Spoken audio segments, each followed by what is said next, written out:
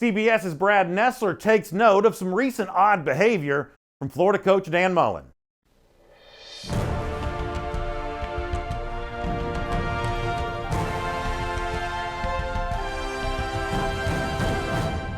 Hey Dog Nation, I'm Brandon Adams. It's time for Know Your Opponent, presented by the Piedmont Bank. But before that, the Piedmont Bank wants you to also know your banker.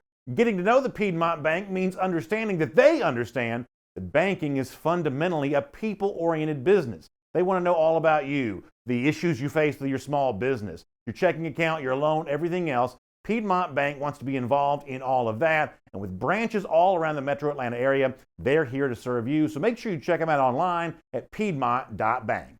That's piedmont.bank. Of course, Georgia, Florida on tap for this weekend. Time to know your opponent and find out a few more things about the Gators. And certainly one of the things that Florida's gained attention for here over the course of the last couple of weeks, some rather odd behavior from Florida coach Dan Mullen.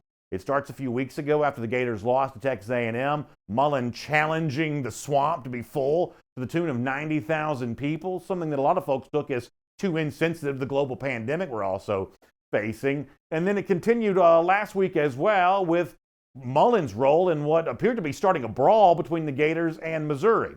Well, this week, the guy who will call that game on CBS on Saturday, Georgia and Florida, Brad Nessler, stopped by to say on Dog Nation Daily to say that he's certainly seen some of these things from Mullen. This is what Nessler had to say about that.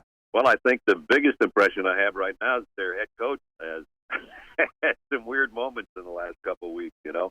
That's the first thing that jumps out at everybody, I think, is that I don't know if Dan Mullen's trying to become Steve Spurrier or whatever his thing is, but he's always been a little bit that way. You know, I was thinking about it last night. I don't know if it's that when you're in the same conference as Nick Saban, who's won 6 national titles, Kirby Smart, who has been close, Jimbo Fisher, who has won and has a huge contract, you know, then you got Lane Kiffin and Mike Leach that are a different personality. I sometimes wonder if Dan is worried about getting buried on page 6 in this conference. He's a heck of a coach.